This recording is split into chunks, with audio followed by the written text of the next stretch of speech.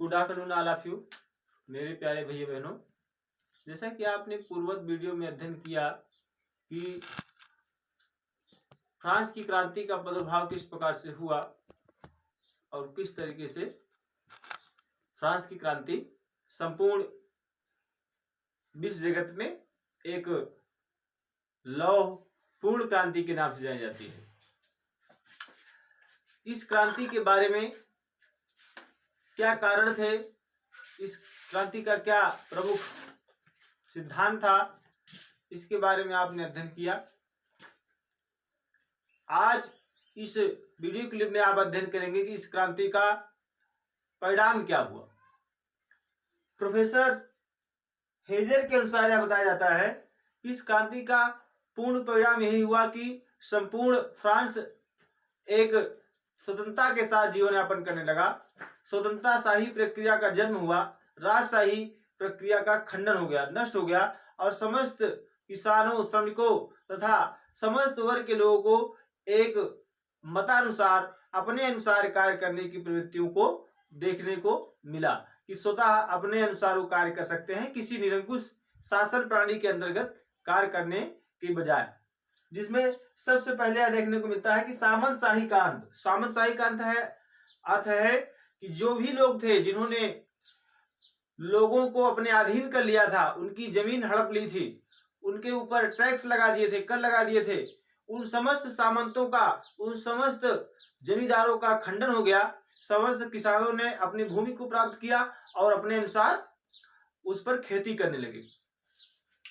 धर्मनिरपेक्ष राज्य की स्थापना, दूसरा पॉइंट देखने को मिलता है कि एकाधिकार खत्म हो गया, राजतंत्र प्रणाली खत्म हो गई, जिसमें राजतंत्र के अनुसार फिर सत्तात्मक प्रक्रिया का जन्म देखने को मिलता था। वह संपूर्ण प्रक्रियाओं का खंडन हो गया और वहां पर लोकतंत्र की स्थापना की गई, जिसमें धर्मनिरपेक्ष राष्ट्र की कल्पना की गई।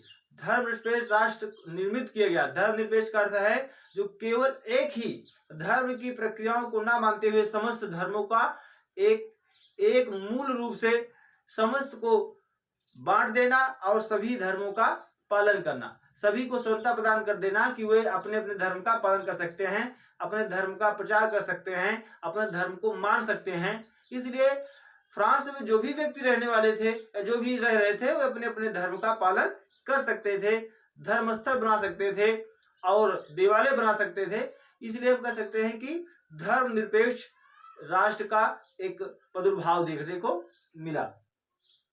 तीसरा पॉइंट है सामाजिक समानता एवं राष्ट्रीय बंधुत्व की भावना का विकास हुआ।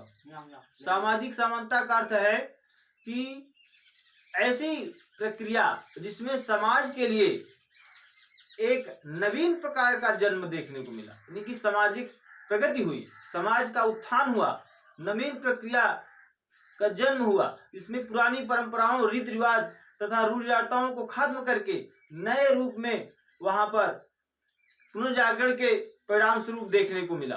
पुनर्जागरण प्रक्रिया का अर्थ ही है कि नवीन प्रक्रियाओं में परिवर्तन हो जाना और मूल रूप से उसे न बदलना, यानी आमूल चूल परिवर्तन कर देना। सामाजिक प्रक्रियाओं में ही सामाजिक दशा का परिवर्तन कहलाता है। तथा राष्ट्रीय बंधुत्व की भावना का अर्थ है कि छोटे छोटे प्रांतों में न बढ़कर एक राष्ट्रहित प्रक्रिया का जन्म हुआ जो अपने राष्ट्र के लिए ही कार्य करती है। और यह भी देखने को मिलता है कि समाजवाद की स्थापना का जन्म हुआ। समस्त प्राणियों ने मिलकर, जितने भी वहां रह रहे थे, जितने भी वर्ग के लोग रह रहे थे, सभी ने एकजुट होकर समाज के कल्याण के लिए, समाज की प्रगति के लिए कार्य किए, जिससे समाजवाद की भावना का जन्म देखने को मिलता है। शिक्षा और संस्कृति का विकास, यह पांचवा पॉइंट देखने को मिलता है कि शिक्षा तथा संस्कृति, कल्चरस प्रक्रियाओं में जन्म देखने को मिलता है कि सभ्यताओं का प्रादुर्भाव हुआ। पुरानी परंपराओं को बदलकर नए परंपराओं को देखने को मिला। नए नए सभ्यताओं के अंतर्गत लोगों ने नवीन प्रकार के वर्ण, जाति, धर्म, रीति रिवाज, परंपराओं को खंडित करके एक नवीन प्रादुर्भाव देखने को मिला, जिसमें एक नए समाज का जन्म देखने को मिलता है।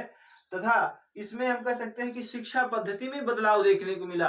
अलग अलग प्रकार की गुणवत्तादार शिक्षा प्रदान की गई तथा पुरानी पद्धति जो थी उसको बदल दिया गया। लोकप्रिय संप्रभुता के सिद्धांत का प्रतिपादन, यह छठा तथा अंतिम सिद्धांत था, अंतिम हेडिंग के साथ, अंतिम पॉइंट के साथ, कि लोकप्रिय संप्रभुता, यानी ऐसे संप्रभुता का जन्म दिया गया जिसमें लोकप्रिय राष्ट्र के साथ राष्ट्रहित के लीडरों को चुना जाने लगा, तथा राष्ट्रहित पार्टियों का जन्म हुआ जो सांसद या ड्यूमा में कार्य करने वाली थी, या कह सकते हैं कि पार्लियामेंट में काम करने वाली थी। ऐसे तमाम प्रकार के सत्ताओं का प्रादुर्भाव देखने को मिला, जो कि एक परिषद के साथ कार्य कर रही थी, जो अपने देश के हित के लिए एक साथ कार्य कर रही थी। ऐसे सिद्धांत को देखने को मिला। इस तरीके से हम अगर मूल रूप से इसका निष्कर्ष निकालें क्रांति के परिणाम का, तो पूर्ण रूप से यह कह सकता है कि लोकतंत्र की भावना का जागरण हुआ और लोकतंत्र स्थापित हुआ, प्रजातंत्र स्थापित हुआ, राजतंत्र को नष्ट कर दिया गया। भले ही नेपोलियन का प्रादुर्भाव उस समय देखने को मिलता है, जिसने कई चरणों में बीच बीच में आकर सामंतवाद व्यवस्था को फिर से जन्म दिया, राजतंत्र का खात्मा न होने के बजाय एकाधिकार प्रक्रिया को जन्म दिया, और धीरे धीरे कई चरणों में उसने पूरे फ्रांस को अपने तहत जकड़ लिया, जिसको हम आगे आपको वर्णित कराएंगे किस तरीके से कई चरणों में इस क्रांति का प्रादुर्भाव हुआ। तब तक के लिए जय हिंद, जय भारत।